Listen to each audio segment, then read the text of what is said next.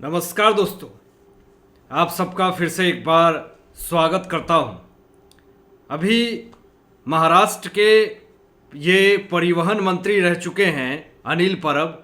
उनको लेकर के बहुत बड़ी और ब्रेकिंग खबर आ चुकी है। आज इसी मुद्दे पे बात करेंगे कि किस तरीके से अनिल परब को लेकर के जो बड़ा मामला निकल करके सामने आया है और किस तरीके से उन पे क्या क्या चीज़ें केस दर्ज हुई है, पूरा विषय आपको बताएंगे और इस तरीके से उनके ऊपर अभी मामला दर्ज हुआ है। और दूसरी चीज़ दोस्तों, एक और बड़ी खबर बताएंगे कि क्राइम से रिलेटेड है, जिसको सुन करके आप दंग रह जाएंगे कि किस तरीके से हत्या करी जाती है और फिर निर्लज्जता के साथ उनके सिर के साथ फुटबॉल खेला जाता है। इस भारत देश में ऐसे बहुत सारे कांड होते हैं, बहुत सारी घटनाएं होती हैं, लेकिन ये घटना ऐसी है जो सच में दिल को हिला देने वाली है। लेकिन सबसे पहले दोस्तों बात करेंगे यहाँ पे कि जो अनिल परब हैं, महाराष्ट्र के पूर्व मंत्री हैं ये, और अनिल परब के ऊपर धोखाधड़ी का मामला जो है वो दर्ज हो चुका है। आपको भी ये पता होगा कि इन्होंने दापोली में जो इल्लीगल अवैध तरीके से साई रिसोर्ट लगाया था और इन्होंने जिस तरीके से पूरे महाराष्ट्र में जो हड़कंप मचा करके रखी है, और इसके ऊपर अनिल परब के ऊपर जो बीजेपी के बड़े नेता हैं किरीट सोमैया जी हमेशा अपनी बात रखते हैं, आवाज़ उठाते हैं, और उन्होंने तो पूरी तरीके से ठान लिया है कि जब तक अनिल परब की दापोली वाली साई रिसोर्ट नहीं ध्वस्त हो जाती है तब तक चैन से नहीं बैठेंगे। तो यहाँ पे जो मामला दर्ज हुआ है दोस्तों, ये महाराष्ट्र के पूर्व मंत्री अनिल परब के खिलाफ धोखाधड़ी का मामला दर्ज हुआ है। और आपको बताएं कि रत्नागिरी जिले की दापोली पुलिस ने भारतीय दंड संहिता आईपीसी की धारा 420 और 34 के तहत मामला दर्ज किया है।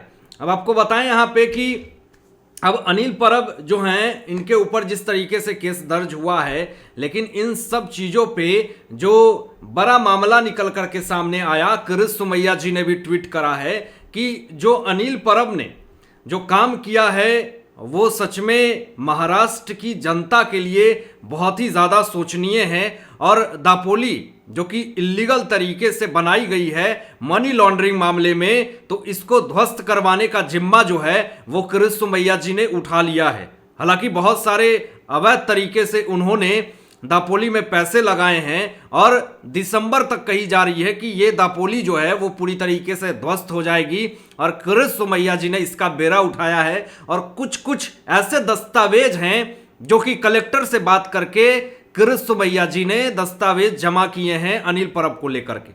तो ये पूरा मामला दोस्तों जो निकल करके सामने आ रहा है कि अनिल परब के ऊपर जो धोखाधड़ी का केस हुआ है, अब इसको लेकर के आपको बताएं कि राजनीति गलियारों में पूरी तरीके से जो खबर सामने आई है कि शिवसेना बाला साहब ठाकरे समूह के नेता जो हैं और पूर्व परिवहन मंत्री हैं ये, इनके खिलाफ मामला दर्ज किया गया है। और यह मामला दापोली के साई रिसोर्ट के मामले में है। और किरीट सोमैया जी ने क्या ट्वीट करा, जरा आपको ये भी बताते हैं कि किरीट सोमैया जी ने ला परब पे झूठे दस्तावेज जमा करने का और धोखा देने का भी आरोप लगाया है। ये बड़ी खबर मैं आपको बता रहा हूं। और अनिल परब रत्नागिरी के दापोली में इस साई रिसोर्ट के खिलाफ हैं और रिसोर्ट के मालिक कहते हैं खुद अनिल परब। और जब इनसे पूछताछ की जाती है, जब इनसे बात विचार किया जाता है, तो ये कहते हैं कि मेरा तो साई रिसोर्ट है ही नहीं। लेकिन फिर भी ये 2017 में दोस्तों इसके ऊपर जो है वो आईटीआर करते हैं, इनकम टैक्स भरते हैं। तो आपको बताएं यहां पे कि भाजपा नेता किरीट सोमैया जी ने आरोप लगाया था कि रिसोर्ट जो है वो अनधिकृत था। हालांकि अनिल परब ने बार बार स्पष्ट किया है कि यह रिसोर्ट उनका नहीं है, लेकिन सोमैया जी ने बार बार यह दावा किया है कि यह रिसोर्ट जो है वो अनिल परब का है। आप ये ट्वीट देख सकते हैं कि किरीट सोमैया जी ने जो ट्वीट करा है, ये देखिए, उनके साथ एक सीट भी जो है वो शेयर किया है। हालांकि ये मैं आपको ट्वीट पढ़ के सुनाता हूं कि किरीट सोमैया जी ने अनिल परब पर मनी लॉन्ड्रिंग का आरोप लगाते हुए ईडी कार्यालय में कुछ सबूत जो है वो दाखिल किए, और इसके बाद ईडी ने अनिल परब के आवास और उनके कुछ सहयोगियों के घरों पर छापेमारी की। और इतना ही नहीं, परब के 13 घंटे तक पूछताछ भी करी गई। तो यहां पे पूरा 420 का मामला है। आपको बताते हैं ट्वीट क्या किया कि दापोली रिसोर्ट फ्रॉड यहाँ पे क्रिस सोमैया जी ने ये ट्वीट करा है और ये कहा है कि FIR registered against Anil Parab and other under IPC 420, यानी पूरा 400 BC का केसेस डाला है। और किस तरीके से दोस्तों महाराष्ट्र की जनता को मूर्ख बनाने का काम किया और झूठी झूठी सबूत दिए, ये तमाम चीजें अनिल परब के ऊपर आरोप लगे हुए हैं। तो किस तरीके से जब महाराष्ट्र के मुख्यमंत्री उद्धव ठाकरे थे और जब संजय राउत थे और जब आदित्य ठाकरे, ये तमाम लोग थे, महाविकास आघाड़ी सरकार 3 पहिए की सरकार थी, तो सबको पता था कि अनिल परब उद्धव ठाकरे के बहुत ही ज्यादा करीबी हैं, बहुत ही ज्यादा खास हैं, लेकिन फिर भी उनको कभी भी इसको लेकर के उनके ऊपर कार्रवाई नहीं करी गई। और जब क्रिस सोमैया जी ने इनके खिलाफ आवाज उठाई तो आवाज को दबाया गया, केस को दबाने की कोशिश करी गई। लेकिन एकनाथ शिंदे जी की जब सरकार आई तो यहां पे साफ तौर पे अनिल परब के खिलाफ क्रिस सोमैया जी ने एकनाथ शिंदे जी से भी बात करी और देवेंद्र फडणवीस जी से भी बात करी और पूरे इनके खिलाफ दस्तावेज जो इन्होंने दिए हैं उसके खिलाफ पूरा मामला दर्ज करवाया। लेकिन दोस्तों यहां पे क्रिस सोमैया जी बार बार ये कोशिश कर रहे हैं कि किसी तरीके से जो हैं वो बचें, लेकिन उनका बचने का कोई रास्ता नहीं है। क्रिस सोमैया जी ने ये साबित कर दिया है। दूसरी बड़ी खबर आपको दोस्तों बताते हैं कि महाराष्ट्र से ही जुड़ी हुई आई है और महाराष्ट्र में एक ऐसी घटना आ गई है जिससे पूरा सियासत में बवाल आ गया है। हालांकि क्या ऐसी घटना आई है आपको बताते हैं कि महाराष्ट्र में चंद्रपुर में 35 वर्षीय एक इंसान की हत्या हो गई है। लेकिन जब इसकी वारदात आप सुनेंगे तो आपको दंग रह जाएंगे कि आखिर उसके साथ इस तरह का वारदात कैसे हो सकता है। लेकिन इस भारत देश में निर्दयी लोग भी हैं, ये मानना पड़ेगा आपको ये पूरा रिपोर्ट बताते हैं कि उसके कटे सिर को कैसे काटा गया और इतनी निर्लज्जता और निर्दयता के साथ उसके सिर के साथ फुटबॉल खेला गया जो हमलावर था। ये जरा खबर देखें दोस्तों आप कि जिले के दुर्गापुर कस्बे में, महाराष्ट्र का एक जिला है और कस्बे में दुर्गापुर एक जगह है और वहां पे बीती रात 10 से 15 लोगों ने 35 वर्षीय महेश मेश्राम की कथित तौर पे हत्या कर दी और आरोप में जो है वो उनकी पिटाई की, फिर उसका सिर काटा।